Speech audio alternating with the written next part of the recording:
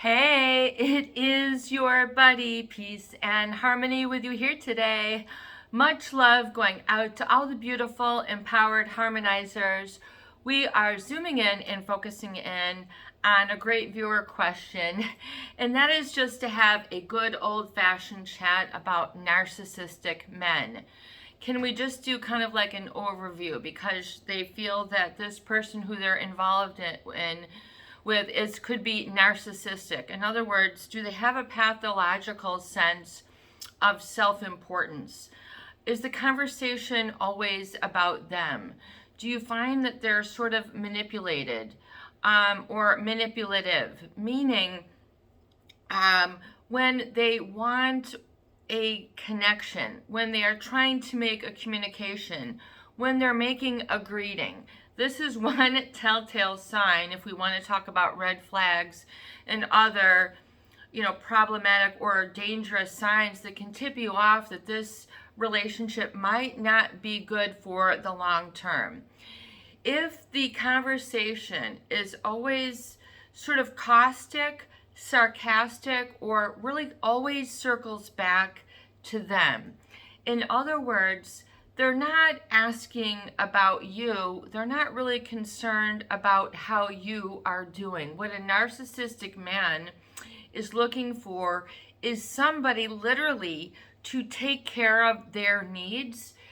And then the deal is that they then will be required to give as little back as possible, meaning it has to be a net gain for the narcissistic man. Most men, I feel, when they're in relationships, they have, they need to strike a balance between machoism and masochism. Basically being a man's man, a woman's man, or a jerk.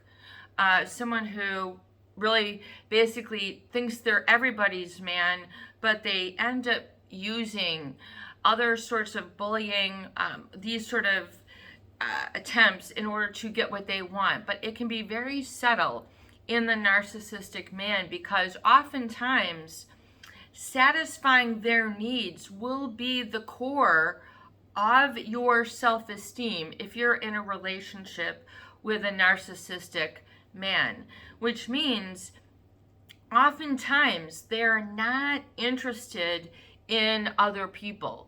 They're interested in what other people can do for them.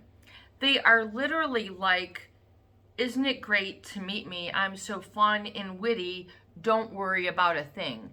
That is their basically calling card that they're going to whip out. In other words, they're trying to be the entertainer. They're trying to be the Frank Sinatra. They're trying to be the international man of mystery, the one who is just, good looking, has a certain way that puts everybody at ease. Don't worry about that. Give me your coat. Little things that go and then puts everybody basically at a captive audience. So a narcissistic man also, they're not looking for people to be themselves. They're looking for a captive audience. And normally a narcissistic man, they're going to want a specific reaction, a specific comeback, a specific way that they want you to react. In other words, they'll oftentimes set people up for the response. In other words, it's like you're constantly being set up for a joke.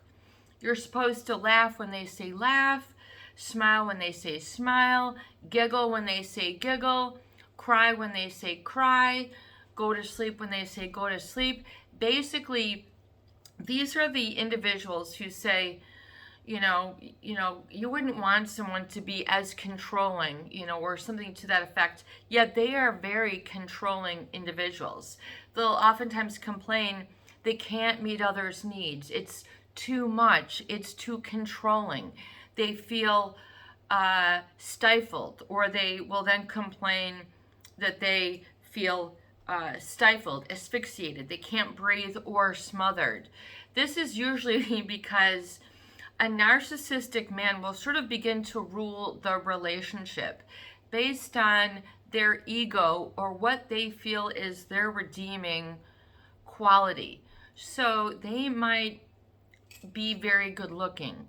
They might be very handsome. They might be cute. They might have the perfect dimple. They might have the perfect tousle of hair. They might have great shoulders. Whatever it is, it does not matter. But oftentimes, the problem is that that doesn't complete the big picture. Hair doesn't make the man. A big broad shoulder doesn't make a marriage. Cat Stevens, you can't bank your future on a smile, or whatever that song was. Back in the day, it's hard to get by just on a smile. I think that was his lyric. But these are the people who try to sort of smile their way, joke, and sort of get out of things. Irresponsibility, not having to succumb or give in to little things like checks and balances, holding them accountable, trying to have an even playing field.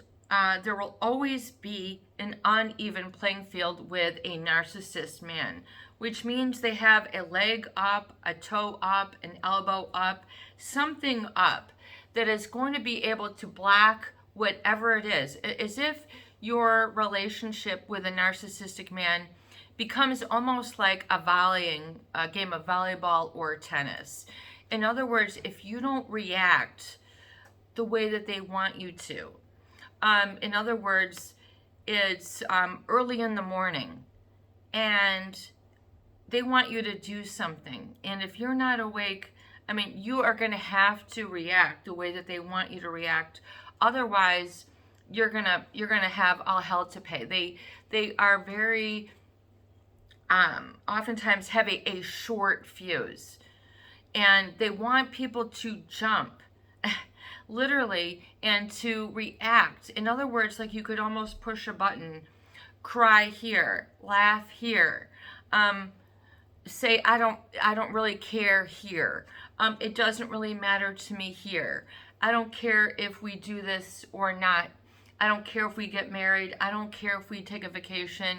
In other words, you end up little by little giving away all these little things that were significant or important. But with a narcissistic man, they're looking always for that supply angle. And the reason why you can know is because they're not oftentimes have relationships because they care about the person, they like them. It's usually like a stepping stone, sort of like, what can you do for me? It could be literally a foot rub. It could be a meal. It could be a ride someplace. It could be all of the above every day of the week. And they will get away with a lot. So a narcissistic man, I think, kind of like an alcoholic, those people who are sneaky, they'll sneak a drink. They have to drink during the day, drink at work, whatever. They're constantly hiding. What can they get away with? I feel there's a real parallel between a narcissistic man and an alcoholic. In other words, there's a lot that you don't see. There's a big elephant in the room, but they're going to always sort of tap dance their way around it. They're going to always have some sort of funny quip, comment, something where, you feel that, that you're supposed to be a specific way. I think rather than being who you are is one of the big typifiers of a narcissistic man. You're supposed to be a specific way.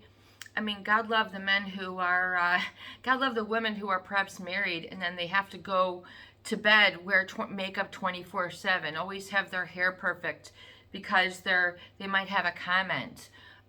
Oh, your hair, this, or, other things. In other words, they don't give a true compliment either.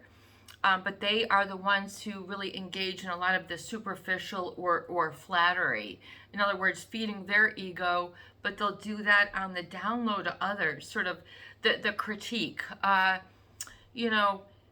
Oh, did you get a new suit? Yeah, I can tell. It looks really new. Versus like, man, you look amazing. Like, you look outstanding. You look superb. Mwah. Like, you're impeccable. Like, go get that, presentation or whatever it is. They won't have. They're consumed with themselves. It's as if, I think, like M. Scott Peck said it best. It's kind of like they're a person with a perpetual toothache. All they can think about is how much their tooth hurts. All they can think about is what they need. All they can think about is what they're going to get or have power. And basically that means control over other people. But they don't think it to be this so. And they will not give like in return, which means it's not an equal give or take. They're very unequal in their relationship dealings. This can make it very, very difficult to bounce back and identify and sort of see through. Why is that? Because it's layered with so many other positives or things that you might have already confessed to be endearing. You love this person. You do all sorts of different things for this person. You make sacrifices. But then it comes to a point when, if you're dealing with someone who is narcissistic, they have a pathological sense of self-importance, which means all they are looking for, the bottom line, is what can anyone, any situation do for them. In other words, they won't be checking in with you to see how you're doing.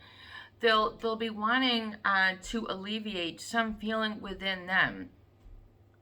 In other words, it's not ever about the other person. It's what can you do for them? Can you be there for them in whatever way you have determined, or the pattern has built its way in? And you'll kind of know because you feel like you're doing a lot of giving in the relationship, and you take a lot of criticism.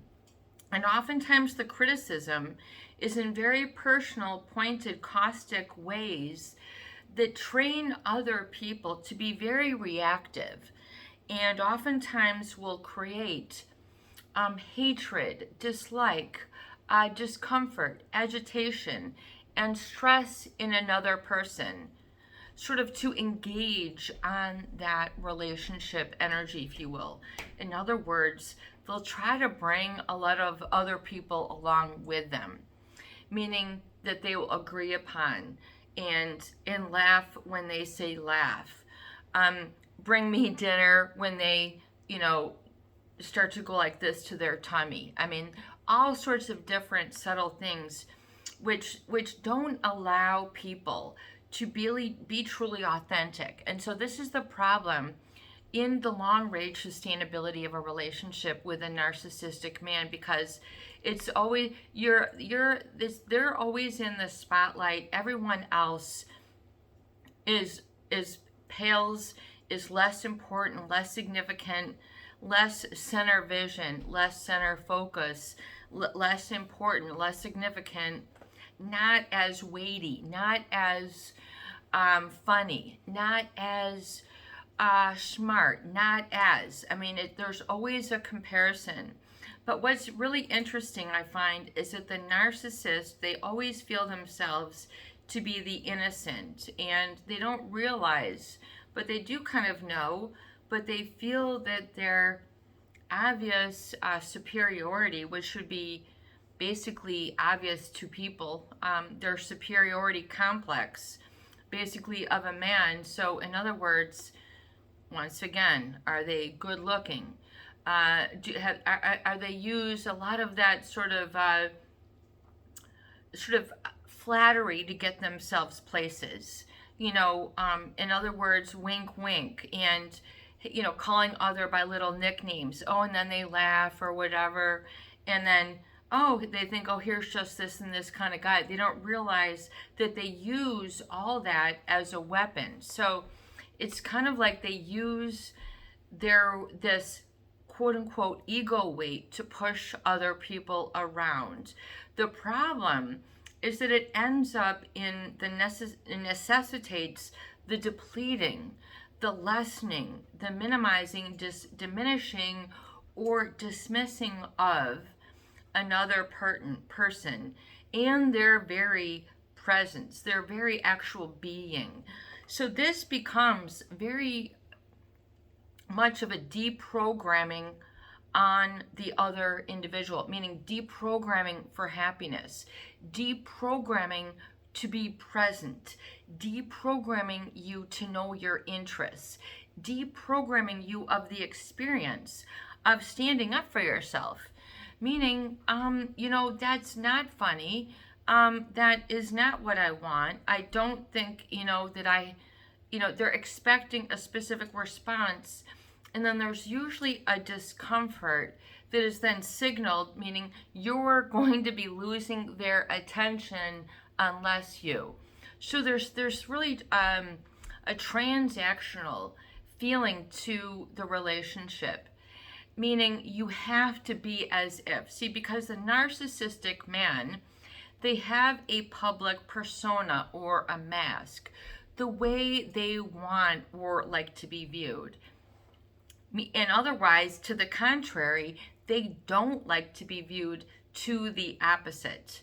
So, for example, if a narcissistic man, they want to be recognized and validated as having some sort of extreme talent, and extreme, they want to be acknowledged and validated for being special.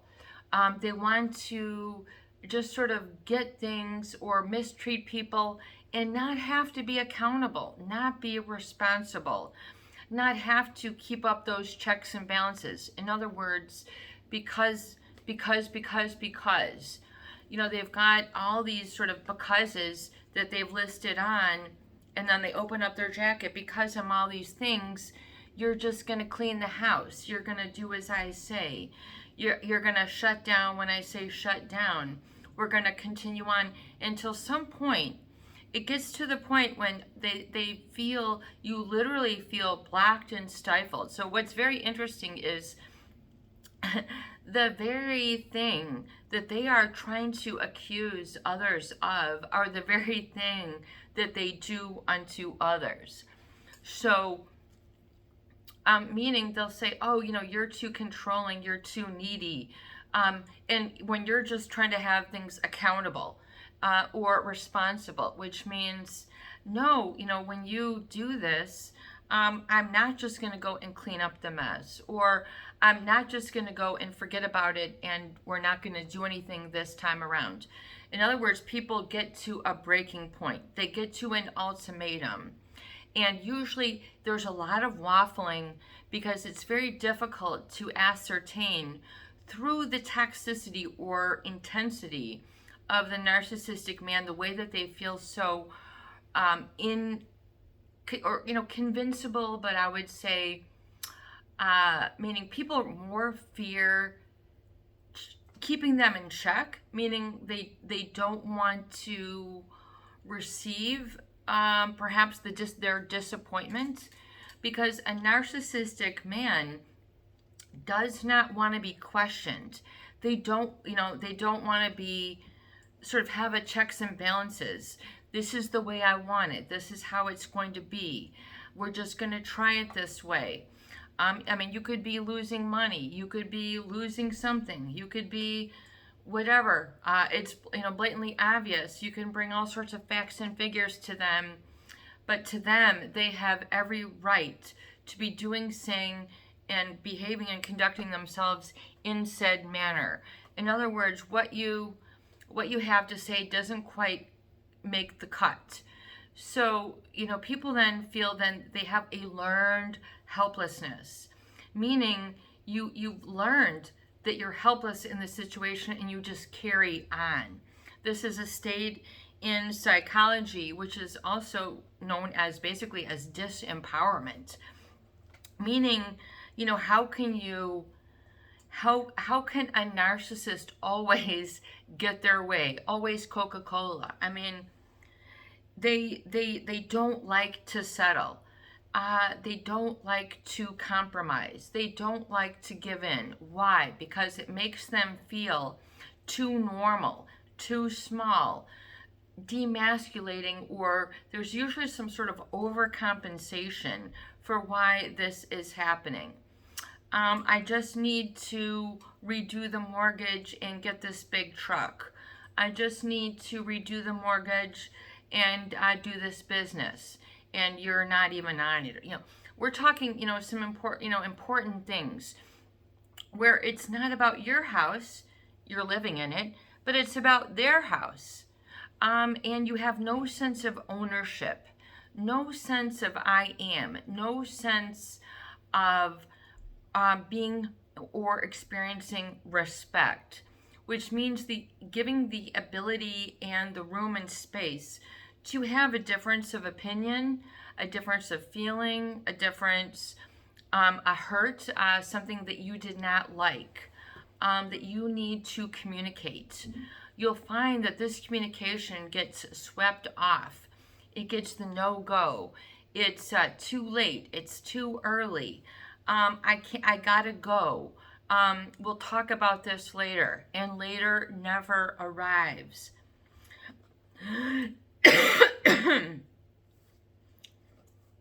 And instead, you're expected to just put up like every time before, and perhaps they'll do something. They'll do a little something that you've gotten used to, which now makes it okay.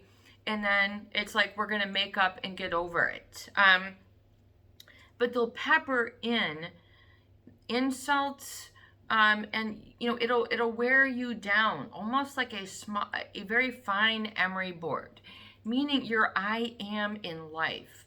You can't, you've been held back. You literally are working on the premise of literally like a guardrail. Like you can't move forward in your life. Like you can't even take a step. You feel paralyzed, analysis paralysis. You feel fearful of standing up for yourself around this person. You're afraid of what they might do, say. You might lose friends. You might lose face. All these other sundry things that you are concerned or fearful losing. The narcissistic man will treat your needs like an emotional speed bump. And it'll be like they're embarrassed, that you have a fever, embarrassed that you're wearing an ordinary outfit, embarrassed that you have a job that doesn't command 7 figures, embarrassed that you don't have the biggest house on the biggest street, and yet they'll try and equip all these different things that then you should be so lucky just to put up with said treatment, with said narcissistic abuse.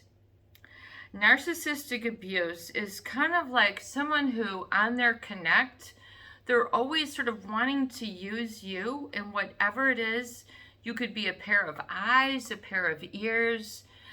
You could be a shoulder for them to lean on. You could be a frying pan to cook up their bacon.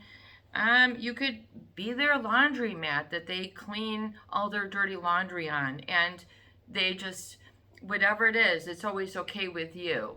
You'll always take them back, and that makes you such a big-hearted person.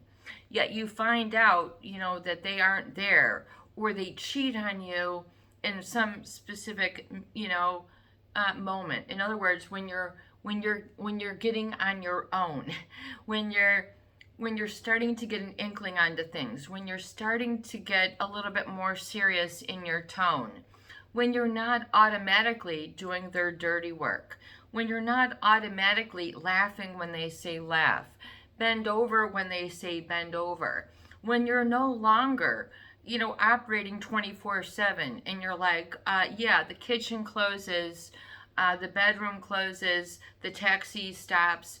You have to draw some boundaries.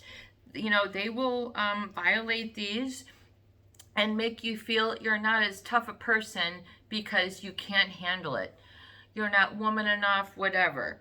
And instead of it having, a back and forth, which is based on in order to have trust and clarity of communication, there has to be boundaries and standards. For a narcissistic man, there's a violation. They're blind. They don't, they feel basically what you might call entitlement, meaning because of their salary, how big their shoe size is, how big their chest size, their car, who knows, maybe all of the above in their mind, and then all their posse mind, their surrounding people who will have their back, have their door, have their dinner, have their whatever, crash pad, have their back, all the, in other words, they have a lot of people on a leash. But yet, the narcissist doesn't really see it as such. The narcissistic man, you'll feel it, because if you try to grow, you'll feel that something is tugging on you. They won't let you go. They won't let you free. The hover, you might have had a divorce from them, and then they're going to call you in the middle of your work when you're busy. Like, let's say your busiest day, and then here comes the phone call, here comes the text, here comes, they just happen to just show up at your job. They show up at your house, middle of the night. They just, they just sort of assume that it's okay. And it doesn't always have to be in a love relationship. It can be in a job relationship. You might find, someone, you could use my office for this. I didn't say that. I didn't say that you could start this new project. I didn't say, oh, but you know, and then next thing you know, they've given themselves a raise. They've given themselves a different, whatever it is, they've helped themselves. There's usually, I find, a very parasitic nature, meaning a narcissistic man has to have a host woman, a host group, a host family, that they're getting their ego. They're not your, they're oftentimes, they're the people who might write their own rules, but it's not ever to another's advantage. And people oftentimes don't figure it out until they go, okay, once was funny, second time, I don't know, 3 times, this is getting tough. I can't live like this anymore. This is costing me too much emotionally, financially. And you find then that you feel stunted. You feel like a wet towel. That this person, you get together and you're just feeling empty. You're feeling vapid. What is this? It's not a character flaw. It's basically your own body saying there's something that is not meaningful here. Your body oftentimes will speak up before you can really accept the facts or see things for what they are. So they will dog other people, meaning they will run them like a dog, run you dog tired. There's, in other words, they'll sort of, you're so cute, you're so, as if you're just some sort of teddy bear that, whenever they are there to pick up or, need that teddy bear to do something else, make a dinner, whatever, and then it's on their time. It's always on their time frame, and you're feeling that there isn't a give and take. But it's very difficult to quote unquote call these people out. Say this bothers me.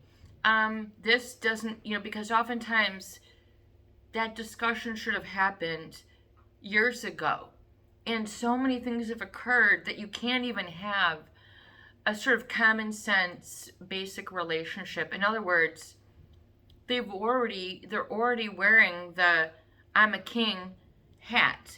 This is already their kingdom. So they've already gotten you feeling like you're not in your own. or that you feel, in other words, the lack of the problematic with a narcissist is they will have a public persona, meaning this is who they are out in public.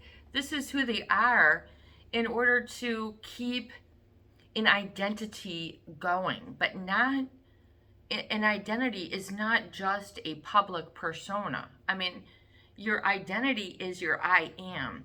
It's not in the it's not in the watch that you wear, the car that you drive. Your identity is your I am, what you value, what you stand for, what you're passionate about.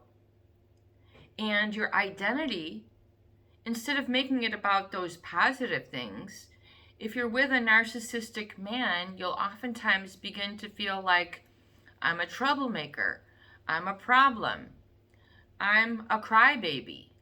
You might then be defining yourself by I am, and then thinking you're all these things. You're this crazy person. But yet you can't. It's too hard to see that this person is playing you or stringing you along according to the needs that you are providing for them, not what they're able to do for you. Because if they could see and they could say, well, obviously I want a serious relationship, or obviously I want a serious career at the job, or I want a serious business partner, or I want a fair, whatever it is. A narcissistic man can be a boss. It can be someone at work, meaning it's all about them.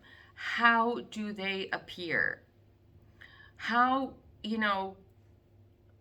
they have an insatiable need for power and control over other people. So they need to set the rules according to those little circles that they inhabit in order to keep those rules going. In other words, so that whoever it is, king of, their little kingdom, they're going to have everything going their way at the end of the day. In other words, this is their master plan. And they will have, multiple layers of people and ways of treating. But when you are onto it, or you want respect, which means you're ready to call them out, you're ready to have the real talk. Enough playing, shushy, enough, just sweeping it under the rug, procrastinating these talks and procrastinating dealing with your feelings and owning up to them. This might not break through until many years or decades later. And the problem then is that the lack, I would say, namely because they have a lack of empathy, which means they don't have an ability to sort of acknowledge and validate feelings of another, which means the words that are coming out of your mouth, namely your body language, meaning, don't treat me this way, treat me like a woman, or treat me like this, meaning, but taking less than treatment in order to keep the relationship alive. This is a real problem with a narcissistic man. They can be very superficial, which means they want to appear as if. They don't want to appear called out. They don't want to appear as if they're sick or human or any other things that they have to do chores. They have to kind of come across as this knight in shining armor oftentimes. And then if you don't treat them accordingly, meaning if you're trying to treat them according to the person that they are, you're going to get a lot of rage, and you're going to see some things that are going to be very difficult to recover from. Meaning you might have some hurtful things said to you. And you're then kind of going back and forth in that same negative energy. There's always some sort of emotional speed bump for a narcissistic man. They're always trying to turn the coin, turn the dime, so that the spotlight is always on them. Even it could be your birthday, but the spotlight is on them. And the way that they do this is, it can be very, very much like a small little thing. The way that they, in other words, it might be your birthday, and they know that you would like the first thing, hey, happy birthday. And they know this, or something similar, but they don't do that. Instead, they go, oh, looks like a cloudy day today. Oh, by the way, happy birthday. There's always some sort of nudge. There's always some sort of on the connect that they're going to grind it in and remind you that who they are and then who you're not. And this can be,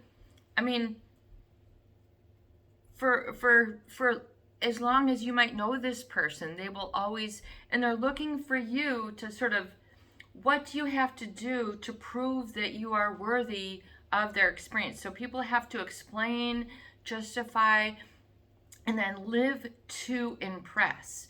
Boy, if this won't break you down, if you're constantly living to impress, that is a red flag of a narcissist man. They always want you to impress. That's not part of their paradigm.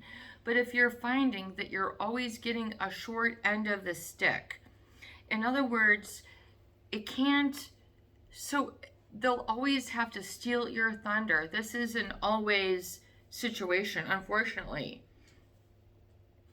And because they always need the look to come back to them. In other words, it can't be about you, someone else, something else. There's always has to be something about them. Well, if it wasn't for me, we couldn't have gone here. If it wasn't and the problem is, no one else ever, particularly those in the closest relationships, never get to be, they never get to experience any of that which oftentimes you have given. So the other person on the other end doesn't get to receive oftentimes compliments. They don't get to receive true, things that, acknowledgement and validation. In fact, this person always has to clamor to try to impress. This becomes very stressful. This is not living your authentic or best life. It's very difficult to see that, though, when you're with a narcissistic man. They'll try to chump others down, even their own friends. They don't like to be level. I feel that they're very uncomfortable, and I think it's again because they feel in their own mindset, because of whatever it is. It could be they have a large inheritance. It could be they're good looking. It's just their personality. It could have been their upbringing, that they were always catered to. There can be all sorts of setups. But we're talking about when you're in a relationship with a narcissistic man, you might suffer a lot of grave emotional injustices. In other words, taking more than your fair share of the hits, or meaning you end up being defined as a giver, the one who is sacrificed, and then the victim, and then the one who's penniless. Do you see how this progresses over a gradual amount of time? And do you want to be known, identify internally as a victim, as a less than? Because that will be unfortunately, that will be the mirroring back, or lack thereof. Lack of healthy mirroring back is also, I feel, typifying of a narcissistic male. I feel they're uncomfortable, or maybe not able, to mirror back positive things like, man, that was a great, and then give it to you. Meaning, they don't let you have your wins. They don't let other people have their independence, if you will. There's always this sort of pulling and tugging that they need, they will need to sort of put other people's down. And sometimes I think maybe if people are with them, eventually they say, oh, I just learned to ignore it now. But what if you never ever get to hold the floor? What if you never ever get to call the movie night? What if you never get to call the date night? What if you never get to rearrange the house? What if you never get a chance to? This is when people start going, something might be wrong with this individual.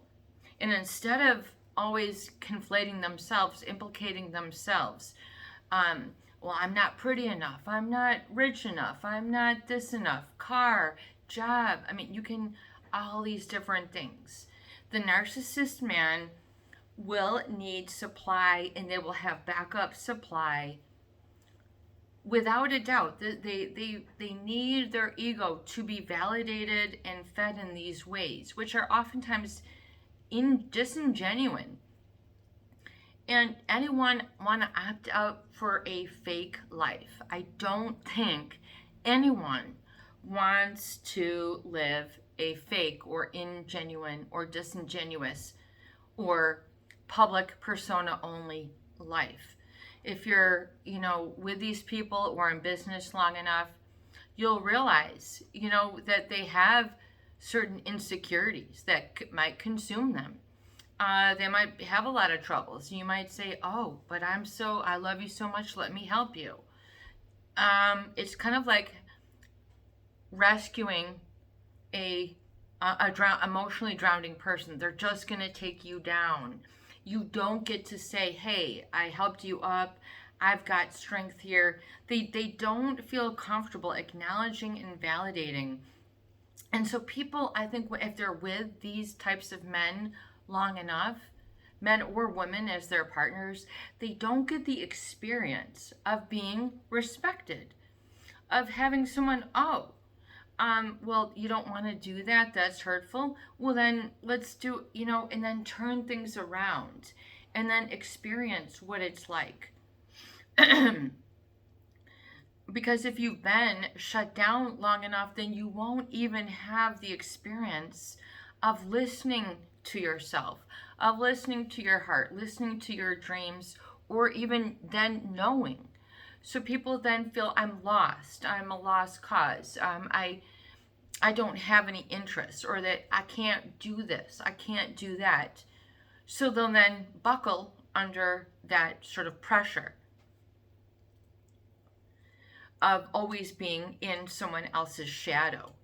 So that's almost a certain heaviness in and of itself. So the narcissistic man, they'll be clamoring for more and asking you to clamor for less. So there's usually, you can tell that there's this uneven imbalance. And then there'll usually be some sort of devaluing or discarding, which means a narcissistic man will be more than happy to throw out the insults, hurl the jabs, go ahead and point out how human you are, and you better wrap it up because they have to get going. In other words, they don't want to be seen, they don't want to deal, they want to just walk away, but then they want to have their cake and eat it too. In other words, they want to mistreat other people and then have other people continue to do their dirty work. It's okay to put your foot down and just say no. It doesn't mean anything that you have to communicate to them. Because a narcissist, they don't hear it with the same gravitas or weight. It has to be a decision that you make for yourself and yourself only, that you make in your heart. And that you do for yourself, and you say, no, I'm not going to continue this sort of sacrifice or this sort of heartbreak. And even just taking your foot off the gas, just and not going heavily in that direction. This might be difficult. You might feel it's almost like an addiction, which means your body, behavior, thoughts and your forward-looking vision is really sort of on, really on fire with that. So meaning you might have to take them and really work on your vision, work on your I am, work on saying no, and not being a victim, and saying enough is now. And you have to have an ultimatum. I'm done being not disrespected, but you don't speak it out to them, because then you're just asking them to engage. It's almost as if those words don't mean anything. Don't throw your pearls at swine. Make a decision in and of your heart to say, no, I deserve better. I deserve better. I deserve, and then what does that mean? Not being ignored, not being talked down to, not being mistreated, not being interrupted, not being distracted, not having insomnia, not having to do all these different things and ignoring yourself. Make sure you get that and get the leverage over yourself and your vision, and to know that it's the best thing that you're doing for yourself. Even though it doesn't make sense, at least you can know what your boundaries are and what your standards, and say, nope, I don't think so, and just go on with your life moving forward. This is your buddy, Peace and Harmony, with you here today. I hope that these videos do help. Please share, please subscribe, and for goodness sake, please donate for more great tools, videos, discussions, and support. Peace out. Have a beautiful day.